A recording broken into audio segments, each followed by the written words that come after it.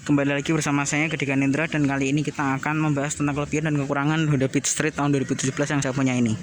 Sebelumnya saya sudah bikin video tentang bagaimana pemakaian 4 tahunnya dan sekaligus kelebihan dan kekurangannya, tapi cuma saya mau bikin video terpisah untuk kelebihan dan kekurangannya. Mungkin akan sedikit beda dari video sebelumnya. Jadi ya ini kayak versi yang lainnya aja, mungkin saya baru sadar sekarang ada kekurangan ini, kelebihan ini gitu. Jadi mungkin akan sedikit berbeda daripada video sebelumnya. Oke, langsung aja kita mulai dari kelebihannya dulu. Kelebihannya, motor ini nyaman, suspensinya nyaman, dia enak dikendaliin, dan juga dia untuk saya yang tingginya 160 162 ini terasa cukup nyaman. Jadi kaki saya ngepas, tangan saya juga pas. Jadi saya bawa motor ini kayak penuh kendali gitu, full gitu. Nggak bakal ada loss kendali. Dan ini juga kelebihan kedua, yaitu adalah speedometernya sudah digital. Speedometernya sudah digital. Kalau di Beat yang lainnya kan belum, yang masih analog. Walaupun dia sebenarnya konsepnya di digital sih sebetulnya, karena dia nggak ada kabel speedometer depan lagi, tapi cuma tampilannya analog. Aslinya Beat yang speedometernya analog tuh sebenarnya dia digital, tapi cuma tampilannya analog gitu. Kenapa saya bilang digital? Karena dia ikut ban belakang, bukan pakai kabel ke depan kayak Astrea atau Vario lama itu enggak. Atau Vario 110 itu kenapa ada kabel di depan? Itu untuk kabel speedometer dan untuk kabel rem yang di sebelah kiri. Itu. Kemudian yang selanjutnya yaitu adalah desainnya. Desainnya motor ini tuh dia kelihatan lumayan bagus ya. Walaupun memang basisnya sama-sama Honda Beat, tapi cuma saya lihat kayak gini tuh motor ini tuh lumayan bagus tampilannya. Walaupun ini agak kotor ya, karena memang saya malas cuciin sih, karena sekarang musim hujan. Kalau misalkan dicuci ntar hujan, bikin sebel kan. Kemudian kepraktisan motor ini lumayan. Dia ada deck yang cukup lebar, jadi bisa buat ngangkat galon atau gas LPG 3 kilo. Kemudian ada laci penyimpanan di sini, kita bisa menyimpan minuman di sini. Di sini ada laci kecil lagi, walaupun ada kelemahannya.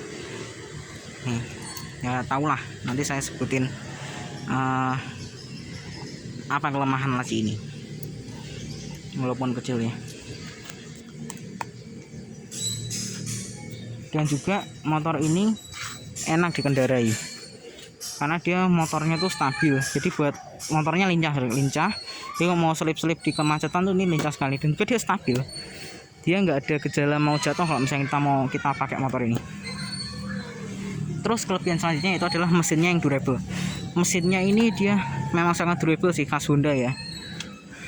Saya punya Astrea yang biasa Anda lihat di video-video sebelumnya, itu bahkan sampai 25 tahun belum turun mesin. Luar biasa kan. Padahal kilometernya udah 90.000, udah mau 90.000. Itu. Kemudian kelebihan selanjutnya itu adalah tenaga mesinnya yang ada, yang lumayan.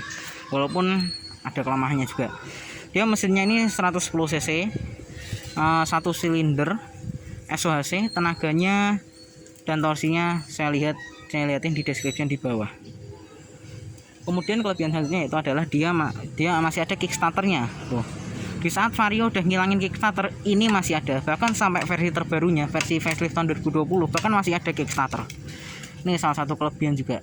Ya sebenarnya Vario yang umurnya sama, yang tahunnya sama kayak ini, kayak Beat Street ini sebenarnya masih ada sih.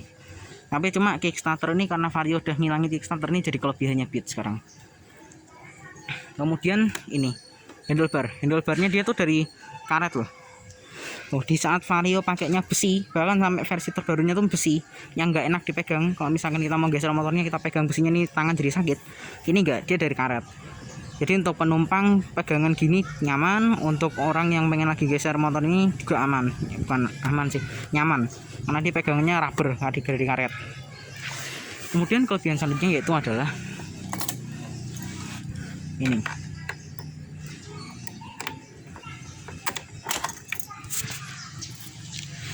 Kapasitas tangki bahan bakarnya yang lumayan, dia 4 liter.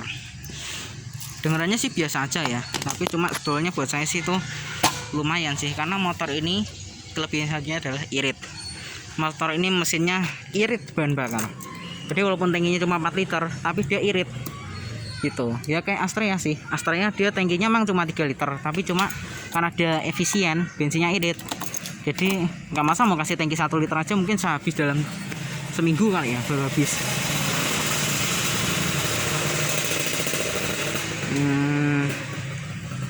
Kemudian nah ini joknya, kontur kemudian bukan kontur joknya, itu adalah nih bahan joknya. Dia bahannya memang vinil biasa, tapi cuma dia kasih motif polkadot biar kalau misalkan kena air dia cepet kering. Menurut yang saya baca seperti itu, dia bakal lebih cepat kering daripada bahannya polosan tuh kayak Vario atau Astra ya, dia bilangnya gitu. Kemudian nih buat kelebihan terakhir ya sebelum saya pindah ke kekurangan, yaitu adalah lampu-lampunya yang awet ya. Motor ini lampunya emang awet, ini bahkan sampai 4 tahun pun, sampai 4 tahun ini belum baru sekali ganti bolam lampu sini nih, lampu rem dan juga lampu depan ini udah pernah diganti, yang lampu utama ya, bukan yang lampu positioning lamp. Sama kelebihan, oh ya saya baru satu lagi kelebihan yang selanjutnya, yaitu adalah sebelum saya pindahin ke ke kelemahan ya, suara starternya yang sudah menggunakan teknologi ACG starter. Jadi suara starternya nyaris gak terdengar, suara starter mesin, dan juga suara mesinnya halus. Nah ya wajar sih halus, kan motornya juga masih lumayan baru. Oke, sekarang kita lanjut ke kelemahan motor ini. Sekarang saya bahas kelemahan motor ini. Kelemahan motor ini yang pertama yaitu adalah suspensi depannya yang ada bunyi-bunyi gaib. Jadi kalau misalnya kita lewat polisi tidur, kalau misalnya kita agak kasar sedikit aja, bahkan kita halus saja, itu ada suara tak gitu, tak gitu, suara tok gitu. Dulu saya pertama kali pakai motor ini, lewatin polisi tidur, ada suara cetok dari suspensi depannya nih. Saya pikir ada yang patah atau apa yang patah gitu. Ternyata memang beat kalau kena lubang atau kena polisi tidur, kalau kita agak kasar, dia ada suara tok gitu. Aneh sih. Oh saya aneh. Kenapa gitu ada suara tok gitu di sini? Gak ngerti saya. Kemudian yang kedua adalah joknya. Karena joknya ini luar biasa keras sekali. Keras banget joknya. Kayak nggak ada joknya. Ini kalau busanya saya pegang gini sih empuk ya, tuh. Tapi kalau didudukin itu belas sama sekali nggak enak. Kenapa? Karena kontur joknya nih tipis. Iya, itu salah kontur joknya. Kenapa dia bikin jok yang busanya empuk tapi kasih kontur yang tipis, jadi terasa sangat tipis di sini. Terutama di duduk belakang yang bikin bawang cepet tepos itu. Nggak enak. Dan juga dia agak sempit. Dan juga kelemahan selanjutnya yaitu adalah laci ini. Laci ini sebenarnya buat apa sih? Ngapain tuh? Dia pengen bikin laci, tapi kenapa lacinya kayak nggak niat gitu, kecilan banget. Ini cuma bisa nyimpen koin doang. Tuh cuma bisa nyimpen koin doang. Ini nyimpen kaos tangan nggak bisa, nyimpen minum nggak bisa, nyimpen rokok pas-pasan. Satu yang bisa kepikiran saya untuk disimpan di sini yaitu adalah korek api di sini. Kalau nyimpen kunci rumah, ada jalan yang bergelombang nanti juga bisa jatuh. Terus yang kelemahan selanjutnya itu adalah kuncinya dia belum ada pengaman sama sekali, dia cuma kunci anak kunci gitu aja, nggak ada sistem keamanan kayak apa gitu, rem atau apa gitu, nggak ada. Dia cuma kunci gini aja. Minimal kalau misalnya saya jadi direktur Honda mungkin saya bakal kasih immobilizer mungkin. Minimal kalau nggak dikasih remote tuh immobilizer gitu, saya udah cukup lumayan senang. Kemudian selanjutnya itu adalah kelemahan selanjutnya itu adalah speedometernya yang nggak ada fitur apa-apa. Jadi cuma speedometer, odometer dan juga tangki bensin. Dia nggak ada trip A, trip B. Sebenarnya kalau di sini saya lihatin lebih detail, sini itu ada tulisan trip A dan B. Memang nggak terlalu kamera nggak terlalu kelihatan sih, nggak terlalu kelihatan tuh, nggak terlalu kelihatan. Ini kelihatan tuh, ada tulisan trip A B. Nah itu tulisan trip A dan B. Jadi mungkin versi luarnya motor ini mungkin ada trip meternya kali ya. Kalau ada trip meternya masih keren banget, tapi entah kenapa nggak dimasukin ke Honda gitu. Kemudian mesinnya, kelemahan halnya adalah mesinnya tadi walaupun saya bilang tenaganya ada di tarikan atas bawah tengah, tapi dia tarikannya nggak terlalu galak. Dia tarikannya cenderung biasa aja tapi ke arah lemot, malah biasa aja tapi ke arah lemot. Walaupun saya bilang lumayan ya, tapi cuma sebenarnya dia lebih cenderung ke arah biangan lemah gitu. Dan juga kelemahan selanjutnya itu adalah bagasi motor ini yang kecil. Nih, dia bagasinya kecil banget, cuma 11 liter doang. Jadi cuma bisa buat nyimpan jas hujan. Jadi buat Anda yang memang pengen beli motor ini buat disimpenin helm di bagasinya, jangan beli motor ini, lebih baik beli Vario. Dan juga kelemahan selanjutnya itu adalah kita kalau mau buka bagasi mesti dari sini. Ini mesti turun dulu, tancapin kunci keduk sini baru buka. Kalau di Vario kan dia ada di situ.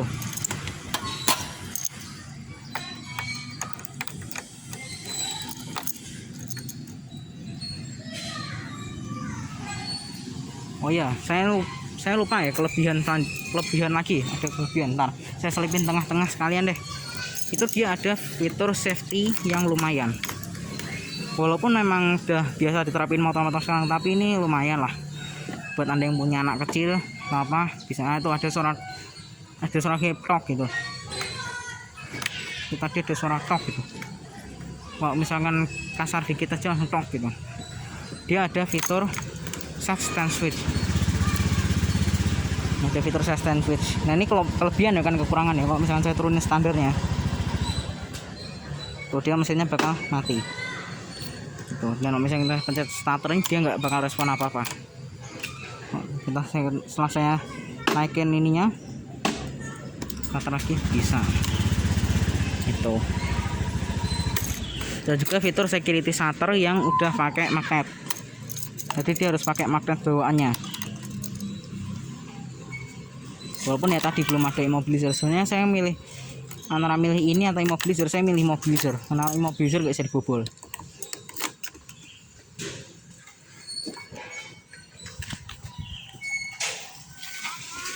Ini kelemahan selanjutnya itu adalah lampunya. Walaupun lampunya saya bilang tadi awet, tapi dia culun lampunya. Oh, terangnya tuh dia tuh culun. Pas kita nyalain high beam ya, culun. Rasanya high beamnya tuh pengaruhnya dikit banget itu, kayak nggak bisa buat ngedim. Ini high beamnya apaan itu?